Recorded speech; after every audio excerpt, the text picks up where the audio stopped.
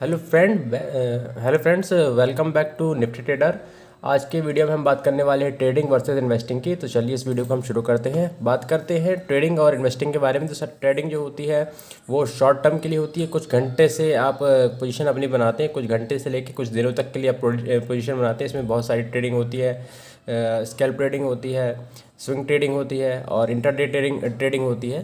तो ये सारी प्रकार की इसमें ट्रेडिंग होती है। और लॉन्ग टर्म में जैसा होता है कि आप बहुत लंबे समय तक के लिए आप अपना पैसा जो रहते हैं किसी कंपनी के स्टॉक्स वगैरह खरीद के बाय करके रख लेते हैं। तो वो लॉन्ग टर्म इन्वेस्टिंग वगैरह होती है। लॉन्ग टर्म इन्वेस्टिंग में आप म्यूचुअल फंड्स वगैरह में भी इन्वेस्ट कर सकते हैं। और ट्रेडिंग के बारे में बात करें तो ट्रेडिंग में आपको बहुत ज़्यादा टेक्निकल नॉलेज की ज़रूरत पड़ेगी।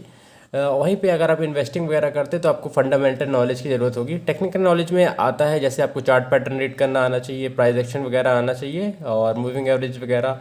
चार्ट को देख के आपको एक्शन लेना होता है, तो इसलिए इसमें टेक्निकल नॉलेज जो रहता है वो बहुत इंपॉर्टेंट हो जाता है। वहीं पे फंडामेंटल नॉलेज में आता है कि कंपनी कैसी है, कंपनी के ऊपर डेप्ट वगैरह तो नहीं है, कंपनी के ऊपर जो उस पर कंपनी के मैनेजमेंट वगैरह कैसा है, ये सारी चीज़ें हमको देख के इस पर इन्वेस्टिंग वगैरह हम करते हैं।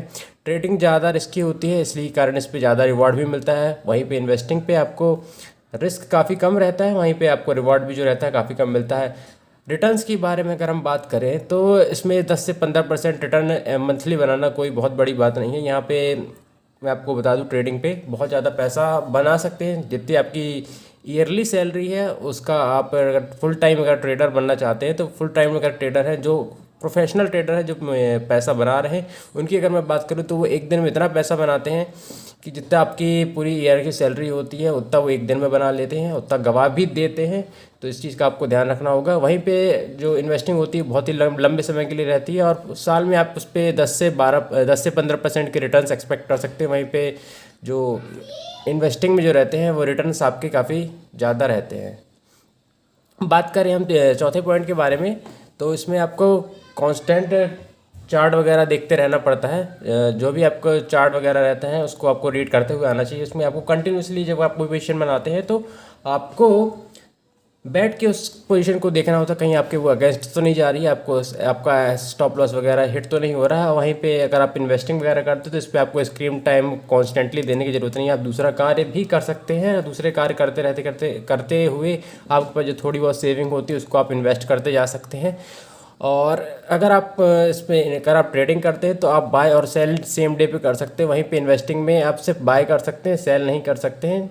तो बाय और सेलिंग के बारे में थोड़ा सा मैं आपको और बता देता हूँ। जैसे अगर आपको लगता है कि आज ये रिलायंस का स्टॉक है, XYZ या कोई भी कंपनी का स्टॉक है एग्जांपल के लिए, अगर आपको ऐसा लग रहा है कि आज वो स्टॉक नीचे जाने वाला है, तो आप अगर इंट्राडे पे है तो आप पहले उस स्टॉक को बेच सकते हैं, बाद में खरीद सकते हैं। जैसे अगर आपको लगता है कि फॉर एग्जांपल सेव से बताता हूँ, एप्पल से, अगर आपको लगता है आज एप्पल का भाव 100 रुपये है, लेकिन आपको पता है कि एप्पल्स का स्टॉक क्या है, आने वाला है, तो आप क्या कर सकते हैं, एप्पल को आज बेच सकते हैं और बाद में आप एप्पल के स्टॉक को बाद में खरीद भी सकते हैं, सेम डे पे खरीद सकते हैं। तो ये होती है शॉर्ट सेलिंग। इससे आपको मतलब जो स्टॉक आपके पास नहीं है उसको भी आप इंट्राडे में बेच सकते हैं, पहले बेच सकते हैं बाद में खरीद सकते हैं। वहीं ये चीज़ पॉसिबल नहीं होती है किस पे, इन्वेस्टिंग पे।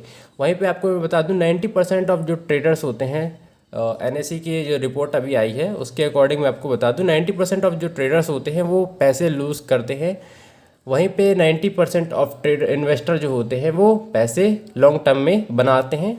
और इससे एग्जांपल मैं आपको बता देता हूँ स्टॉक्स के बारे में, जिसमें जैसे ट्रेडिंग में जब आप ट्रेडिंग करते हैं तो ट्रेडिंग में आप स्टॉक्स में कर सकते हैं, फ्यूचर्स एंड ऑप्शंस में कर सकते हैं, कमोडिटीज़ में कर सकते हैं और करेंसी वगैरह इसमें कर सकते हैं। वहीं पे अगर आप इन्वेस्टिंग कर रहे हैं तो स्टॉक्स को आप बाय करके रख सकते हैं, म्यूचुअल फंड्स के थ्रू इन्वेस्ट कर सकते हैं या बॉन्ड वगैरह पे आप बॉन्ड्स वगैरह खरीद के इन्वेस्टिंग कर सकते हैं। वही मैं आपको बात बताऊं कि लॉन्ग टर्म में जैसे निफ्टी का एग्जांपल लेते हैं, तो निफ्टी में हम क्या करते हैं, वन डे का चार्ट लगा लेते हैं। तो उसके अकॉर्डिंग मैं आपको दिखा देता हूं यहाँ पे। तो लॉन्ग टर्म में जैसे मैं आपको बता रहा था, लॉन्ग टर्म में निफ्टी ने क्या किया है, अगर आप निफ्टी वगैरह पे बारे में जानते हैं, कोई भी स्टॉक जो रहता है, मैं अदर एग्जांपल दिखा देता हूँ कि लॉन्ग टर्म में जैसे हर 5 साल में आप देखेंगे तो इस पर 53-54% क्या होता है, रिटर्न मिलता रहता है आपको। लॉन्ग टर्म में जैसे आपको बहुत लंबे समय के अवधि में अगर आप पैसा लगाते हैं तो सन 2016 से लेके अभी तक जो लॉन्ग टर्म में इन्वेस्टिंग में अगर आप करते हैं तो सन 2016 से सन 2022 तक के बीच में निफ्टी ने 171% का रिटर्न दिया है। वहीं पे अगर मैं रिलायंस की बात करूं तो रिलायंस इंडस्ट्री के बारे में भी मैं बात करूं तो उसमें भी ये सेम सिनेरियो बनता है कि अगर आप लॉन्ग टर्म इन्वेस्टिंग करते हैं तो आप पैसा बनाएंगे। उसमें पैसा बहुत धीरे धीरे बनता है और बहुत समय लगता है बनने में। और वहीं पे अगर आप ये देखिए यहाँ पे आपको सन 2017 से आपको दिखा रहा हूँ। सन 2017 से सन 2022 के बीच में इसने स्टॉक ने 500% का रिटर्न दिया है। मतलब आपका जो पैसा 1 रुपये आपने अगर इस पर 100 रुपये लगाए होते तो वो 600 रुपये में बदल जाते। ये लॉन्ग टर्म इन्वेस्टिंग का आपको फ़ायदा मिल जाता है और इसके साथ आपको कंपाउंडिंग के बेनिफिट्स मिल जाते हैं इन्वेस्टिंग पे, और आपको बीच बीच में डिविडेंड्स वगैरह भी मिलते रहते हैं, तो उसका भी आपको फ़ायदा इन्वेस्टिंग में मिलता रहता है। वही ये फ़ायदा आपको ट्रेडिंग वगैरह पे नहीं मिलता है। वहीं पे इसका अगर मैं 5 मिनट के चार्ट के बारे में आपको चार्ट में दिखाऊँ आपको, तो 5 मिनट के चार्ट में आपको जैसे मैं आपको ये बता रहा था कि अगर आपको लग रहा है कि आज ये रिलायंस का स्टॉक नीचे जाने वाला है तो आप इसको क्या कर सकते हैं, यहाँ से लेके यहाँ तक बेच सकते हैं। तो आपको लगभग 1.17% का क्या होता है गेन हो जाता है, या 1% का गेन हो जाता है।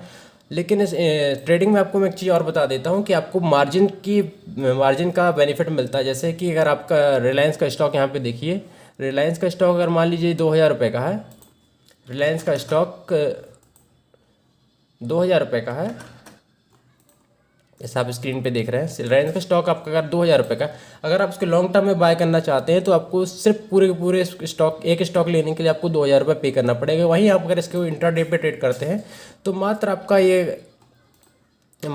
ये काम 400 रुपये में हो जाएगा। इंट्राडे पे आपको सिर्फ 400 रुपये देने पड़ेंगे उसके एक स्टॉक के बदले।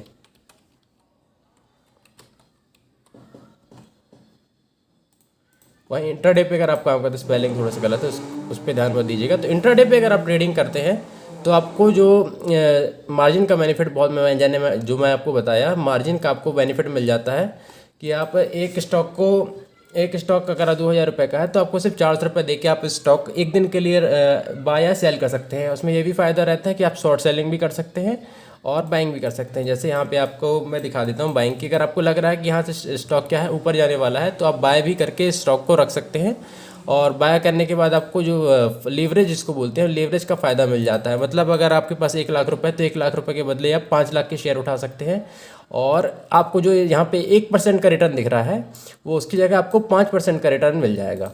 जैसे यहाँ पे आपको ये दिख रहा है तो उसकी जगह आपको क्या है 5% का गेन मिलेगा। मतलब अगर आपने 1 लाख के शेयर रिलायंस के उठाए एग्जांपल के लिए, तो अगर आपने 1 लाख रुपए के शेयर उठाए तो उसके बदले आपको 5 लाख के शेयर मिलेंगे, और जो फ़ायदा और नुकसान होगा वो भी 5 लाख के हिसाब से होगा। मतलब जैसे कि यहाँ पे आपको अगर 1% आपका बन रहा है तो उसके बदले आपको 5% का गेन मिलेगा। अगर ये आपके अपोजिट चला जाता है तो आपको उसके अपोजिट जैसा अपोजिट होगा उसके अकॉर्डिंग 5% का आपको डेली लॉस भी हो सकता है। तो इस बात का आपको ध्यान रखना होगा। इसी के साथ मैं आप वीडियो को समाप्त करता हूँ।